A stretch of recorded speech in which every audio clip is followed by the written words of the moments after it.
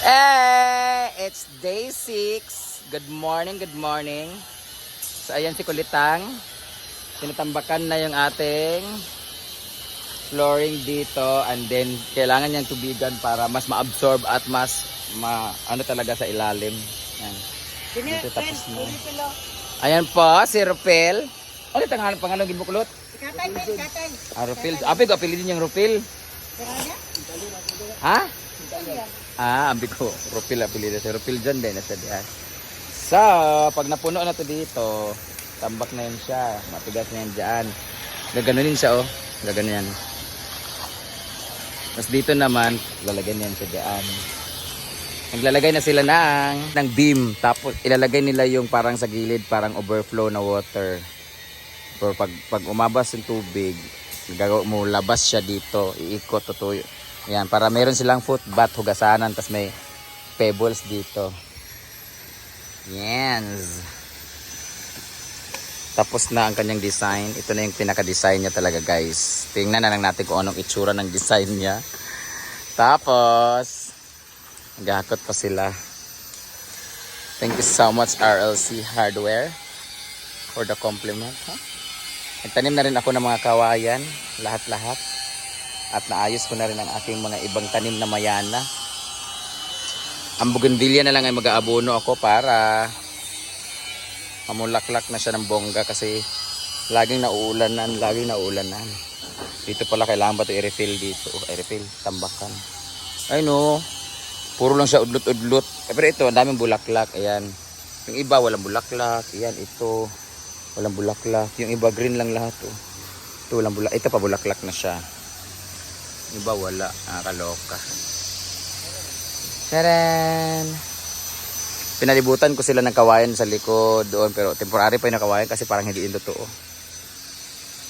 At ang aking masisipag na boys ay nagmamawer. Yan yung ilalagay doon sa pool. Yan. Tapos mamawer sila ni Bimbo at Lingling. Yan. Ang design is very, anong tawag nito? Parang, ano nga na, bonfire. Ito man yung aking mga inihian. Ito yung mga anak pala nung ano. Ito na yung saha ng mga tinanim namin doon. Yung may tusok-tusok dito. Tinanggal namin para itanim ulit. Para i-replant namin dyan.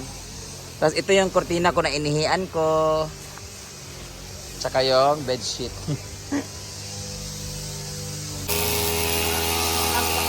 Mower.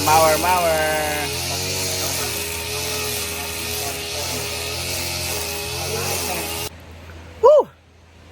Kapoy. Friends! Ito yung design ko, guys. Tingnan nyo yung design ko, ha. Kasi itong kahoy na to, mga tugas to eh. Hindi ko alam kung anong tawag sa inyo sa Tagalog. Sa tugas to, matigas na kahoy. Yung mga ginagawang ganyan. Ayan, mga dripwood. Yan, oh. Yan, mga tugas yan, dripwood. Mga ugat-ugat yata. Ayan. Maganda siya pag na-varnishan. Yan, ganyan. Sobrang ganda pag nasa indoor, tapos na-varnishan. Pero dito kasi wala kami indoor. Kasi di pwede doon eh, sa bahay. Di rin pwede sa kabilang bahay to. So dito siya para pang design, picture lang. So nagmower na sila, malinis na, everything. Ang problema, hindi ko alam anong design dito. Ito, dala rin kasi ito doon sa pool. Ayan, dalawa. Tapos dadagdagan pa ng isa. So dyan na muna siya. And, bahala na. Tapos na kaming magsampay. Sabihin niya, charot-charot nito. Ako nagsampay niyan. Amoy na nga eh, kasi kahapon pa yan nababad. Tangin yung first Sir Argel. Sir Argel naman na naglaban yan. So, ang linis talaga pag ano no. Pag na-mower na, sobrang kala mo talaga. Ganda-ganda ng garden eh. Ito yung mga tinanim ko mga kalachuchi na hindi pa. Pwede na siguro na ilipat yan. Ito yung mga kawayan na tinanim ko temporarily dito. Yan, para gusto ko dito kawayan yung datingan sa mga palay, ganyan. Ito naman yung minarkot namin na agar-agar tree. Meron na siyang ugat. Itong agar-agar na to ay napakamahal kasi ito yung ginagawa na tawag nito pabango, perfume. So sa mga gusto mag-research dyan, ano yung agar-agar, I'm sure may mga idea na kayo. Malaki na siya. Minarkot namin kasi may nangihingi niyan. May bibigyan kami dyan. Ito yung mga kawayan na tinira ko dito. Tinanim. Hanggang doon. Sana mamulaklak na tong isang ganito. Ayan yung mga kawayan. Oh. Ayan, sana mamulaklak na to kasi yung sa kabila namulaklak na eh. Ang ganda pa naman ng bulaklak niya guys. Promise. As in grabe. Ang bulaklak niya napakaganda. Tapos itong mga pine tree na may mga African talisay ako nilagay dito para pag lumaki ito dito talagang malilim dito. Hindi siya mainit yung mga A-houses. But for now magtiis muna kayo sa medyo mainit ha dahil sa maliit pa. At ang mga pine tree natin ay ang gaganda. Kaso ang problema, magkatabi yung pine tree sa African talisay at yung kahoy. So, sino isa-sacrifice dyan? Kawawa naman. Ito yung mga pine tree. Pine tree ba tawag nito guys? Pine trees ba to? Ito hindi. Ayan. Si Kulitan. Happy birthday to you.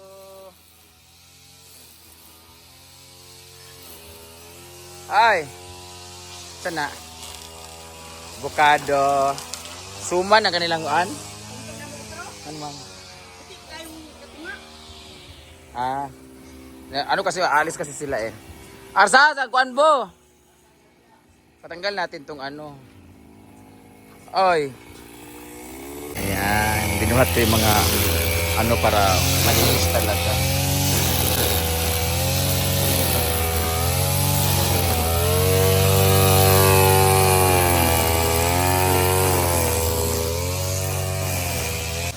Te, dani siya nga area ti oh. Dani nga area ang kuan ang himuon nga marag cottage ba katong cottage to nga puti bitaw tulad to nga to. Dini siya ilalagay dito, square lang. So makikita siya nasa left wing lang siya ng nasa left side ng function hall.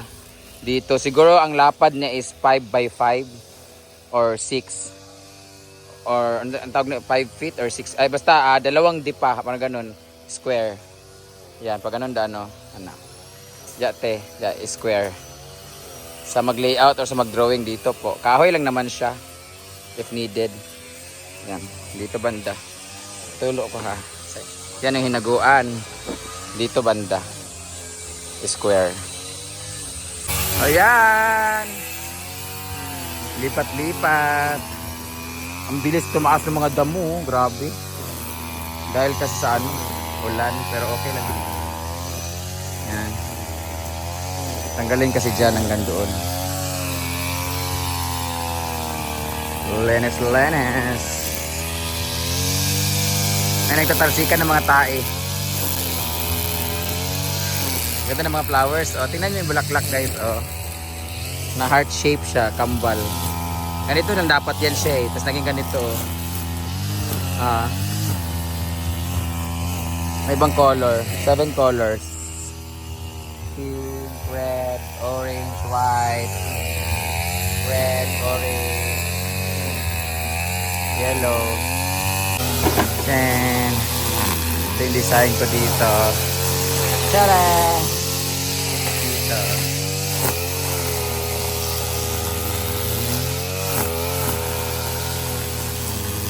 Yan naman.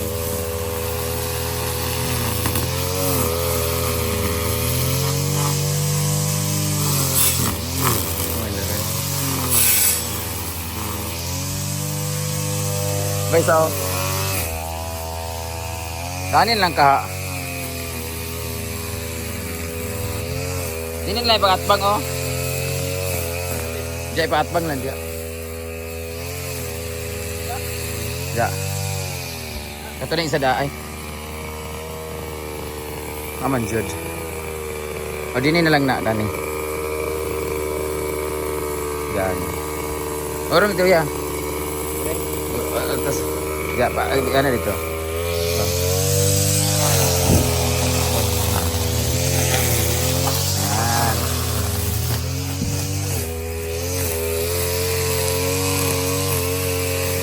Gulo.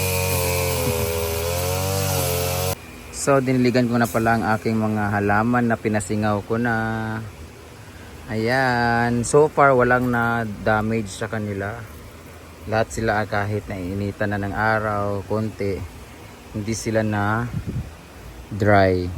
Kumpara dun sa ipapakita ko ngayon, yung sa kabila. Ayan, dito may mga na-damage siya na hindi naman siya nainitan dito, malilim naman dito pero Bakit siya na kuluntoy? Namatay. Ayan. Pero yung iba, okay naman siya.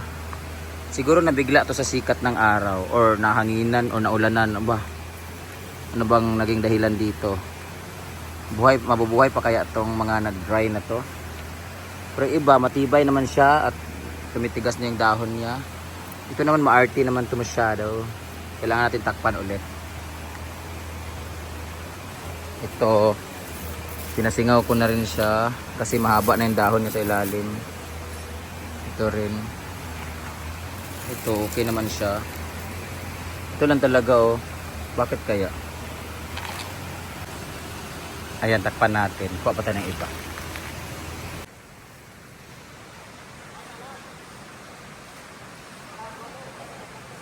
Ano na?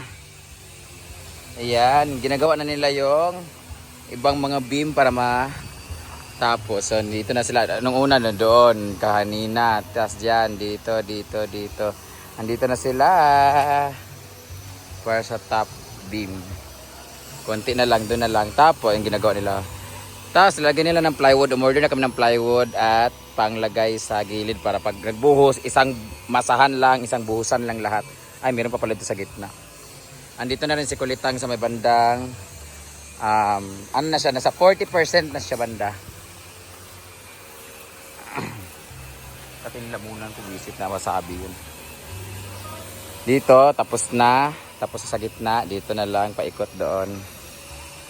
Nandun na siya banda, wala pa. Tapos, magbubuhos na. Saan matapos na to this week, uy? Ha? Mama na to this week, next week. Isang permit, hindi pa lumalabas.